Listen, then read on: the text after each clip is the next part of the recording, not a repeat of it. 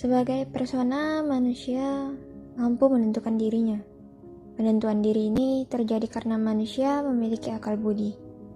Dengan akal budinya, manusia mampu menciptakan hukum moral yang bukan hanya berlaku bagi dirinya, tetapi juga bagi segenap makhluk rasional.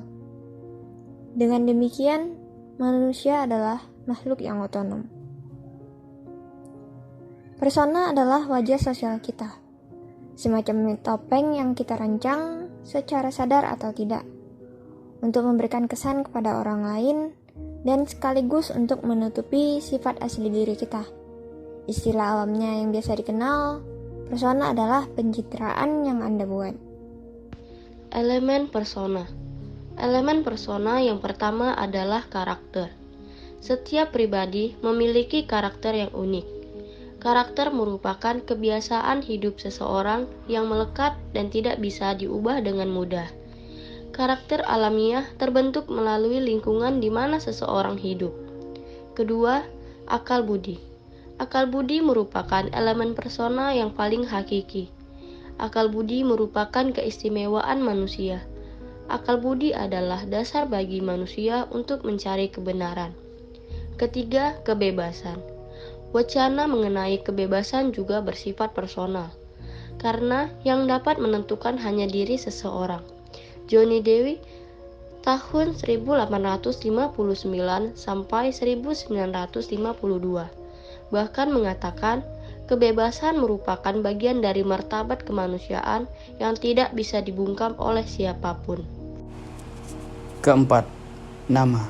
Setiap orang memiliki nama. Nama menjadi identitas pribadi seseorang. Menyebut nama tidak sekedar mengeluarkan bunyi melalui huruf-huruf yang tersusun, melainkan mengandung makna pengakuan terhadap eksistensi pemilik nama. Kelima, suara hati. Suara hati ada dalam diri setiap orang. Suara hati berfungsi etis karena mengarahkan manusia untuk mampu membedakan mana yang baik, mana yang buruk dalam tindakannya. Selain itu, suara hati juga menjadi dasar bagi setiap pribadi dalam mengambil keputusan. Karena itu, hati nurani merupakan lambang martabat dan hakikat kemanusiaan yang paling dalam dari seorang individu. Keenam, perasaan. Perasaan merupakan ungkapan lubuk hati yang mendalam dari setiap pribadi. Karena perasaan terkait dengan pribadi, maka menghargai perasaan seseorang juga berarti menghargai hakikat dan martabat sebagai manusia.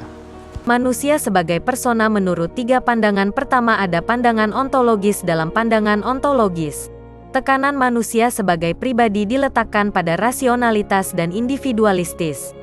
Artinya, manusia dilihat sebagai makhluk yang rasional dan bersifat individual. Dengan demikian, substansi manusia dipandang dalam 2 hal, yakni pertama, ia adalah makhluk yang berpikir. Kedua, ia memiliki kodrat sebagai individu.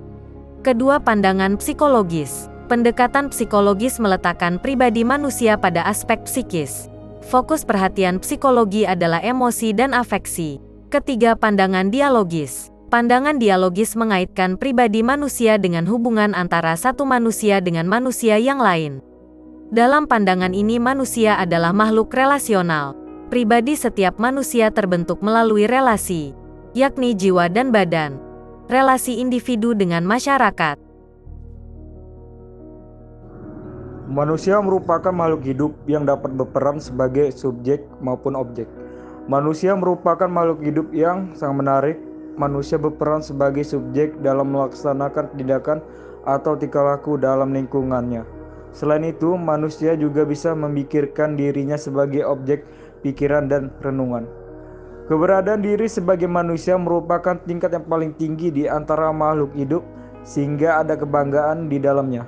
Namun dalam situasi tertentu yang menyebabkan seseorang menyesali keberadaannya sebagai manusia, dia berharap untuk lahir menjadi makhluk hidup lainnya.